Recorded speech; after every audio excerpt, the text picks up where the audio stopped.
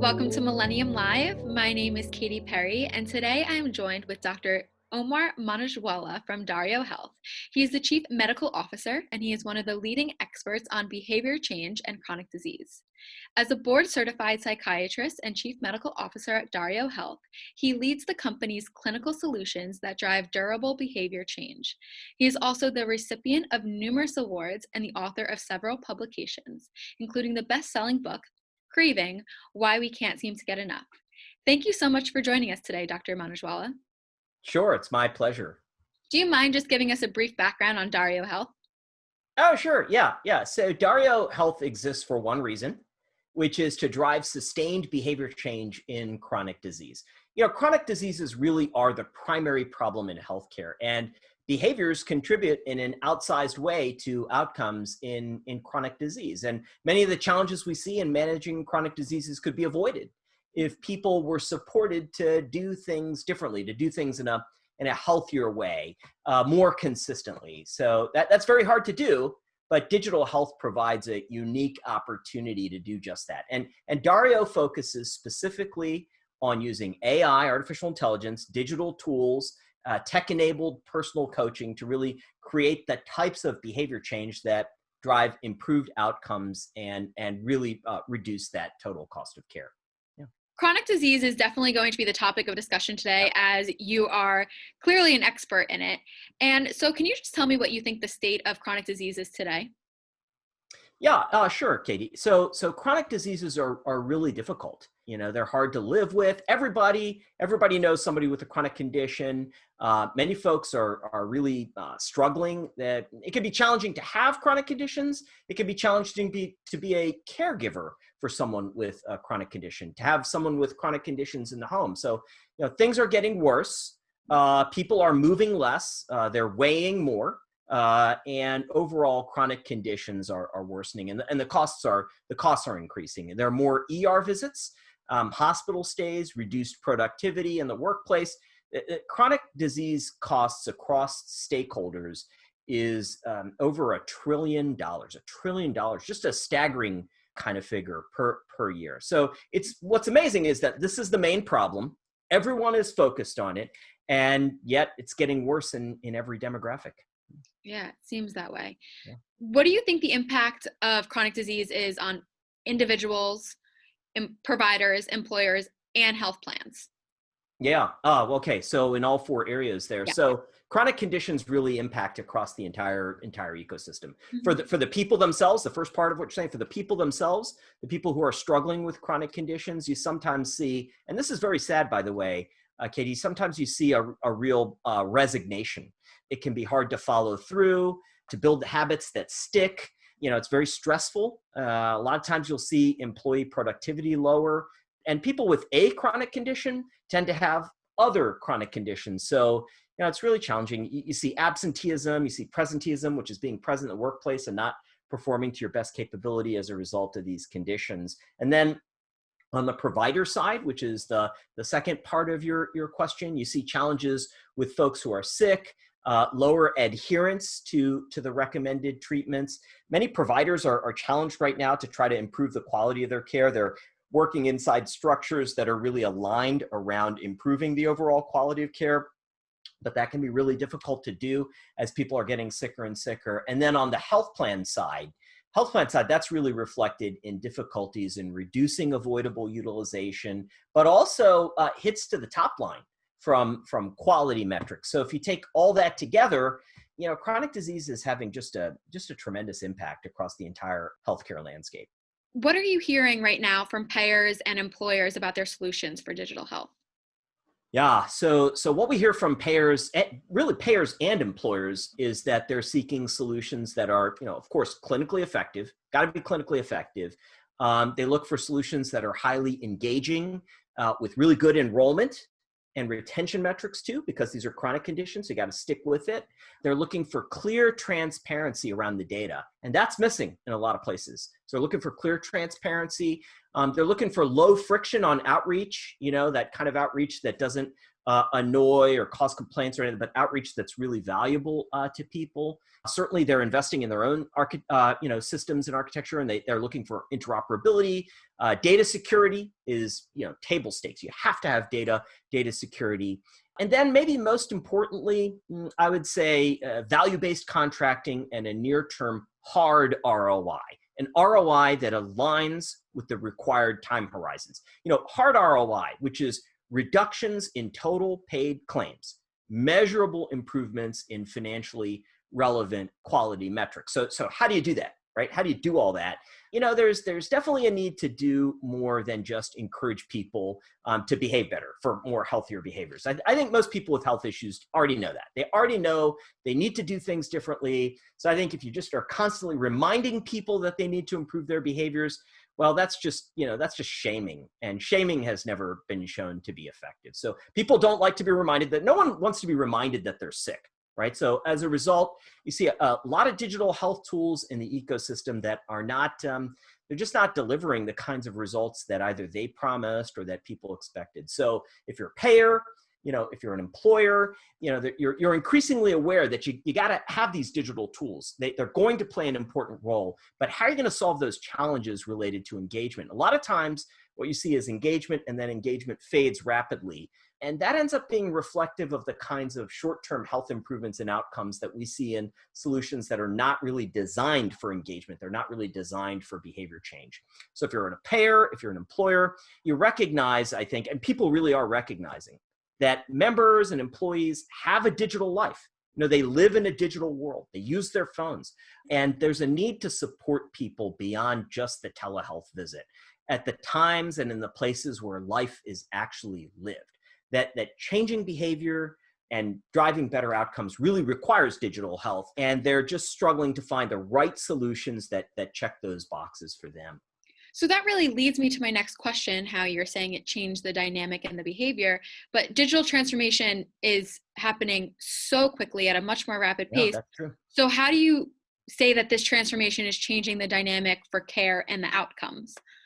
So there's no question you're seeing increased access to care. And then some of the health inequities that you see. By the way, health inequities, these are a disastrous consequence of healthcare's failure to adequately address the fundamental inequality throughout the entire healthcare continuum. So if you're able to increase access to care, remove some of those barriers to democratizing access to care, then you can really help mitigate some of those structural inequities that exist in healthcare.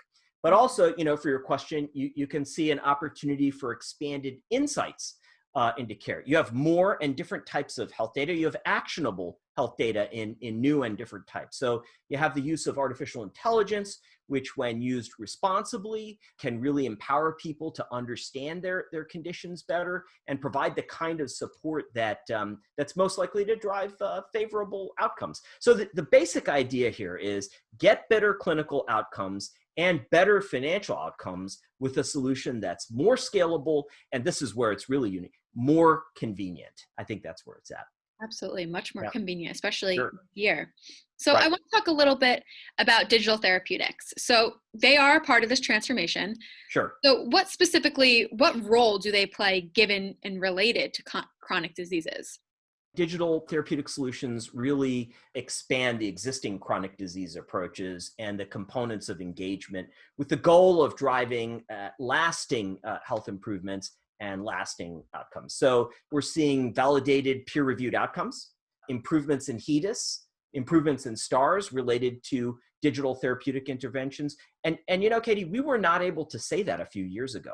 So quality, cost, outcomes, that's really what we're shooting for here. So we're looking for opportunities to scale solutions to allow people convenient access and novel insights into the various levers of engagement that can significantly improve health outcomes and reduce those costs of care. And what we see is that digital therapeutic solutions, if they're built on an open platform, okay, if they're built with architecture that's designed to integrate, unfortunately, that's not the norm. But if they are, and they're built on platforms that are designed to integrate, then they really can span across multiple areas of the ecosystem, multiple chronic conditions. So the silos that exist that kind of prevent effective integration, that require these multiple competing user experiences, a lot of friction, people don't like using them, those things can be solved, but only with thoughtful, digital design, user experience design. And then I would say, finally, what we're seeing is that telehealth is super important to this, but more than 99.9% of your life is lived outside of a provider visit. And I say this as a doctor myself. You exercise outside of the provider visit, grocery shopping, social interactions, all outside of the doctor's visit. You swallow all your pills, you take all your injections pretty much outside of a telehealth visit. You set your alarm clock, you wake up in the morning, all your social interactions, all the behaviors that are going to drive outcomes in chronic disease and ultimately affect cost, all those things happen outside the doctor's visit. So this is a unique opportunity to not only see what's happening outside of that visit, but to influence what's happening outside of that visit. And that's going to be critically important to improving outcomes and reducing the total cost of care, reducing paid claims. Yeah. So how can digital therapeutics accelerate clinical and cost of care improvements across the entire healthcare ecosystem? Yeah. So digital therapeutics really can no longer function as they initially did, with closed systems, not sharing data, not allowing others to see what's going on and participate in the solution. Health plans have already invested in care management, in provider networks, in quality programs, in other areas.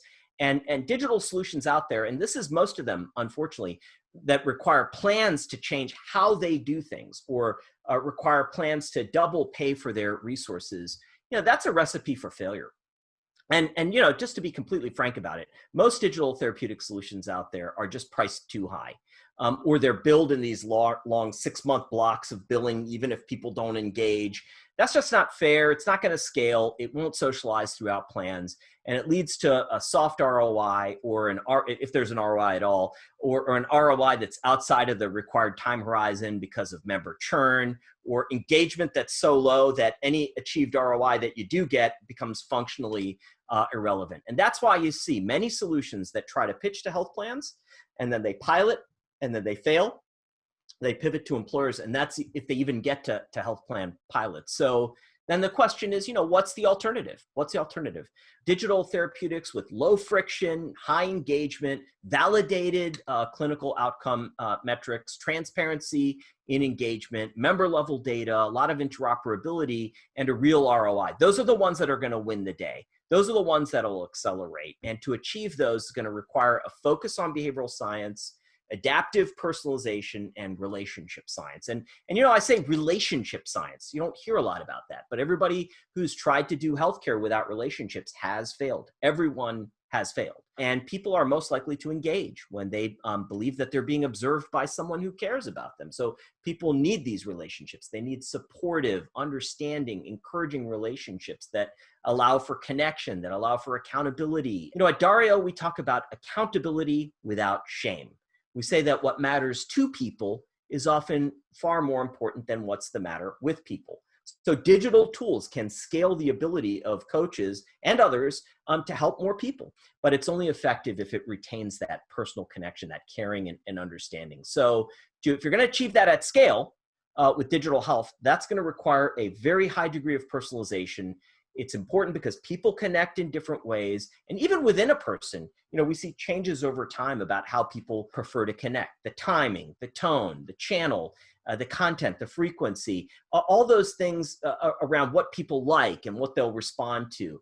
AI-driven care journeys can personalize those to optimize outcomes. I think in healthcare, we talk a lot about how one size doesn't fit all. You hear that over and over again at conferences like this and other places, but yet we continue to adopt solutions that only offer a few care journeys, or if you say that there's like 5 journeys and that's personalizing. But that to accelerate, we really need a user experience that integrates all those concepts. What are the essential components of an outcome-based digital therapeutic solution? Yeah, so here you're going to see several things. So first and foremost, what you're looking for is behavior change, and not just short-term behavior change. These are chronic conditions, chronic, long-term. And so if the behavior change fades, if it's temporary, if those habits aren't formed in a consistent way, well, then the results aren't going to deliver and the value's not going to deliver. So it's really about sustained behavior change and that adaptive personalization I mentioned a little bit earlier. So it's the ability to deliver an individualized care journey, okay, that's going to be useful to people, focusing on what matters to them. What people want changes over time. And so that adaptive personalization can only be done at scale using AI. So ultimately, I think there have been many solutions out there that have tried to completely remove the human connection. And the promise of that may remain on the horizon, but based on everything we've seen so far, human connection remains critically important to driving engagement and outcomes. I think that's settled for now, and that can be delivered at scale using tools and technologies that enable coaches, that enable others, providers and others, to manage a larger number of people that they're working with, in the thousands, rather than in the tens. But at the end of the day, human connection, the sense of relationship, the feeling of connectedness, that's turned out to be very critical to driving outcomes in chronic disease. So you have mentioned behavior change and personalization a few times throughout the past Yeah. couple Yeah. minutes, and obviously these two topics are in the spotlight in this industry. So can you Yeah. tell me how they're interrelated, what impact they have on individuals with chronic disease, and what is often overlooked in the approaches to behavior change and personalization? Yeah, so these things are very connected, just as you mentioned in your question. Just think about your own life, right? Think about some habit that you developed or something that you were able to achieve that required a lot of consistency. It required behavior change. It required effort on your part. How did that happen for you? And most people, if they look at it honestly, they're going to find that people change in different ways. Different content will resonate with you than with me. Different factors motivate us. Different barriers exist in our lives to these kinds of changes. So really personalized journeys are central to behavior change. Context matters, meaning matters. None of these things are going to happen in a vacuum. And so what impact do they have on folks with chronic disease? I think that's really important because it turns out for most chronic conditions, there's a few behaviors that really need to change for people to do better.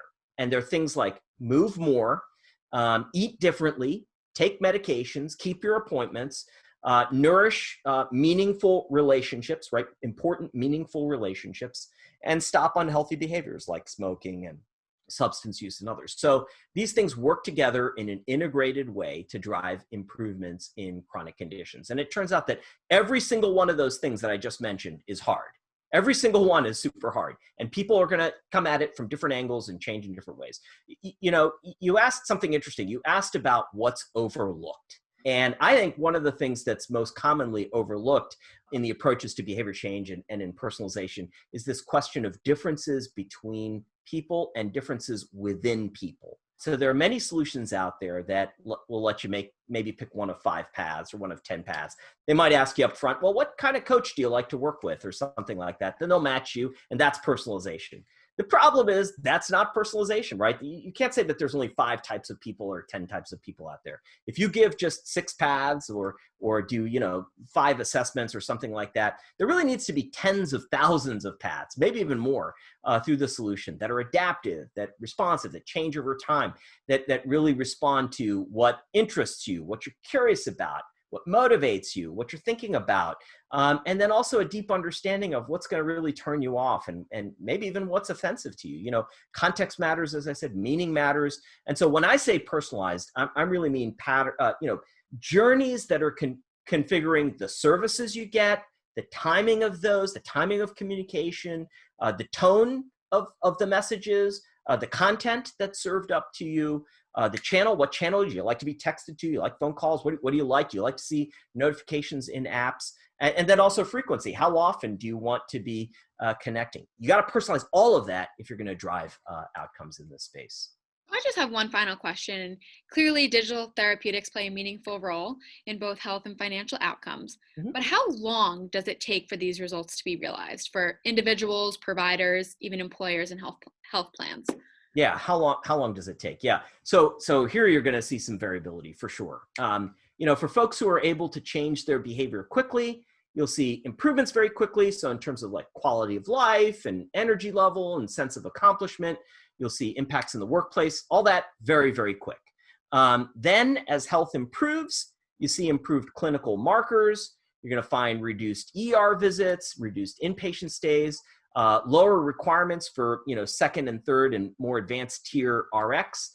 And you can usually achieve those in a matter of weeks or months. But if you want to confirm those findings, you need to understand the baseline rate or in a comparator group. So the costs come down and they stay down, and the treatment groups differentiate from controls over months. Our studies look at 2 years, and probably you're going to see results longer than that. So the key is to provide sustained behavior change, okay? That value can accrue over time. There's been a number of studies that have looked at the value to payers of changing behaviors in chronic disease, the value to payers. And what we usually see is that improvements happen quickly. And then as you avoid the sequela of chronic disease, then the ROI becomes more robust over time. So we see improvements in weeks, reduce costs in a matter of months, and sustain change over a period of at least a year, if not two. And if the solutions are value-based, if fees are put at risk, if they're priced correctly, you see solid ROIs, you see sustainable ROIs, and you see those in the required timeframes, related to member churn, et cetera. So this is an incredible opportunity, and we're only scratching the surface right now. And we're already seeing clear payer value for the payers that have adopted early. Yeah. Great. Well, thank you so much, Dr. Manojwala. It was Oh, great yeah. talking with you and learning Yeah, good about talking to chronic you. diseases and more about DarioHealth. And hopefully we could chat again soon, Yeah, I most look likely forward to it. Yeah. virtually, but Yeah, awesome. hopefully in person one day. Okay. Thanks, Katie. Yeah. Great. Thank you so much. You're welcome. You're welcome.